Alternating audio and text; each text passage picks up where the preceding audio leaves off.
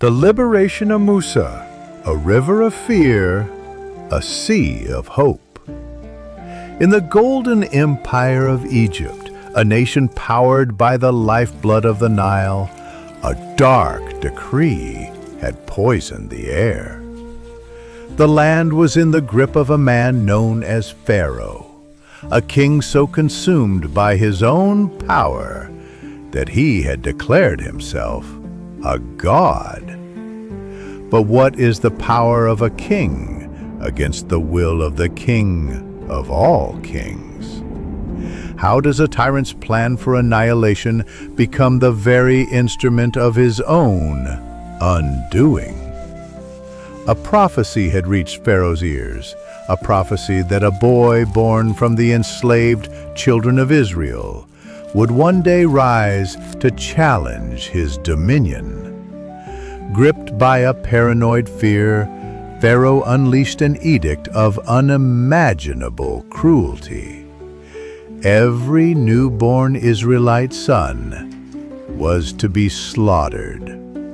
A river of innocent blood flowed to protect the throne of a single man. Yet in a humble home, a child named Musa, peace be upon him, was born, his beauty filling his mother's heart with a love as vast as her fear. As the king's patrols drew near, she was overcome with a divine inspiration, a plan so desperate it could only have come from God. With trembling hands, she placed her infant son in a woven basket and set him adrift on the currents of the Nile. The very river meant to be a graveyard for her people's sons became her only vessel of hope. Guided by an unseen hand, the basket floated into the reeds by the banks of Pharaoh's own palace. It was discovered not by a soldier, but by the Pharaoh's wife. Her heart was moved, and she convinced her husband, the very man who had ordered the death of all such children, to adopt him. In a twist of fate so perfect, it could only be divinely authored, as mentioned in the Holy Qur'an. The house of the tyrant became the nursery for his future nemesis. Moses, peace be upon him, grew up a prince of Egypt, enjoying every privilege, yet his heart never forgot his true kinsman. A fire of justice burned within him. One day, he witnessed an Egyptian taskmaster brutally beating an Israelite. In a flash of righteous anger, Moses, peace be upon him, struck the oppressor, killing him with a single blow. His secret was out. Now a fugitive with a price on his head, the prince fled into the vast, empty wilderness, his royal life shattered.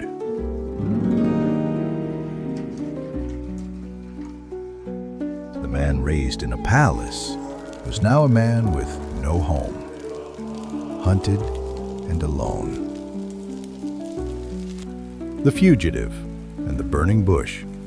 For years, Moses, peace be upon him, lived in exile, the solitude of the desert tempering the fire of his youth into the quiet patience of a shepherd. One night, near a sacred mountain, he saw a strange sight, a fire blazing from a bush, yet the bush was not consumed. As he drew near, a voice called out from a realm beyond human perception, a voice that shook his very soul. "O Moses, truly I am your Lord." The shepherd, the exile, was being spoken to by God himself. His mission was laid bare. He was to return to the land he had fled, stand before the tyrant he had feared, and deliver God's message. Fear gripped Moses's, peace be upon him, heart. He was not a flawless hero, but a man filled with very real anxieties. He pleaded with his Lord, fearfully. "I killed one of them, so I fear they will kill me," hesitantly. "And my brother Aaron is more eloquent than I, so send him with me as a helper." The Holy Qur'an, Surah Al-Qasas 28, verse 33 and 34. He was conscious of his past, his speech impediment, and the terrifying power of the king he was being sent to confront. God granted his request and gave him powerful signs. His shepherd's staff, when thrown, would become a living serpent. His hand, when drawn from his cloak, would shine with a brilliant, supernatural light. This was the beginning of his true heroic journey, learning to master his own fear, to wield the power of God. The staff of God versus the throne of man. Together the two brothers stood before Pharaoh, demanding freedom for their people. Pharaoh, steeped in arrogance, mocked them. To prove their divine authority, Moses, peace be upon him, threw down his staff, and it became a great serpent. Unimpressed, Pharaoh summoned his most powerful sorcerers for a public showdown. On the day of the festival, the magicians threw down their ropes and staffs, and through powerful illusions the ground appeared to writhe with snakes. The effect was so potent that the Quran mentions Moses, peace be upon him, conceived a fear in his soul. But God's voice reassured him. He threw down his staff. It transformed into a monstrous serpent that devoured every one of their tricks. The sorcerers, masters of deception, knew instantly that this was no illusion. In a stunning act of defiance, they fell to their knees, declaring their belief in the Lord of Moses and Aaron. Enraged, Pharaoh threatened them with torture and death, but their hearts had been opened to the truth. This victory, however, did not soften Pharaoh's heart. It hardened it into stone. For every plague God sent upon Egypt, from rivers of blood to swarms of locusts, Pharaoh would beg Moses, peace be upon him, for relief, promise to free the people, and then defiantly break his word the moment the affliction was lifted. His pride was a fortress, seemingly impenetrable. It would take a final, devastating plague to finally shatter his resolve. But even then, his heart remained bent on revenge. Trapped between a tyrant and the sea. At last, Pharaoh relented. In the dead of night, he told Moses, peace be upon him, to take his people and go. For the first time in centuries, the children of Israel tasted freedom.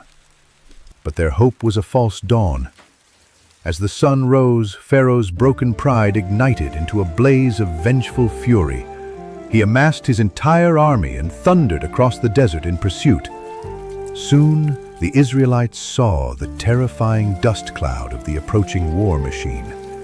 Their hopeful march became a desperate flight, which ended abruptly on the shores of the Red Sea. They were trapped. The impassable sea lay before them. The most ruthless army on earth was closing in behind them. All hope vanished. A great cry went up from the people, a scream of utter despair directed at their prophet. "We are trapped! We will surely be overtaken!" In that moment of absolute chaos, with his people on the verge of revolt, Moses, peace be upon him, felt the full weight of their terror. But it was in this crucible of despair that his faith was perfected. He turned to his Lord in a silent, desperate plea, and the answer came as a wave of unshakable certainty. He turned back to his terrified people, his voice a command of pure trust. Firmly, "No," confident. "My Lord is with me. He will guide me." Then came the divine instruction, an order that defied all reason, commanding, "Strike the sea with your staff." Moses, peace be upon him, raised his staff and struck the water. A howling wind erupted, and the sea began to churn. Then the impossible happened. The waters split apart, rising up like two colossal mountains, and in the center of the ocean, a wide, dry path appeared for them to cross. When the last of them had reached the safety of the opposite shore, they looked back. Pharaoh and his army had arrived. Blinded by rage, the tyrant ordered his chariots to charge into the watery canyon. Once the last of Pharaoh's soldiers was inside, God gave the final command. The great walls of water collapsed, swallowing the entire army in an instant.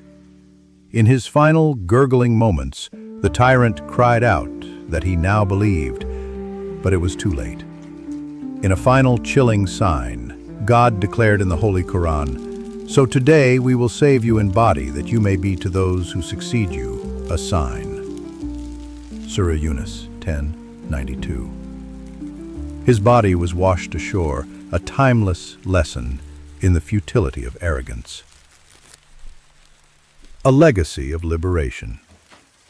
The story of the parted sea is more than a historical event. It is a profound allegory for the human condition. For the final prophet, Muhammad, peace be upon him, and his followers, it was a source of immense strength and a divine promise. They too faced a powerful, arrogant enemy. The victory of Moses, peace be upon him, was a guarantee of their own eventual success. This legacy is so vital that it is embedded in living ritual. When the Prophet Muhammad, peace be upon him, migrated to the city of Medina, he found the Jewish community there fasting to commemorate the day God saved Moses, peace be upon him, and his people. He told his own followers, "We have more right to Moses than you," and also fasted on that day, the day of Ashura, forever linking the Muslim community to this great moment of divine liberation. The lessons from those shores are eternal. In a world where it is easy to feel trapped by circumstance, be it debt, illness, or injustice, the story is a reminder that a path can be made where no path exists. Moses' peace be upon him unwavering declaration, "My Lord is with me, He will guide me," is the ultimate mantra for anyone facing a hopeless situation. It teaches us that faith is not just a belief, but an action. We must walk towards the sea, do the work, and then have the courage to strike the water, trusting that the way forward will be shown. The story of Moses, peace be upon him, is the eternal promise that no matter how dark the night of oppression, the dawn of liberation is decreed for those who hold fast to the rope of faith and refuse to despair.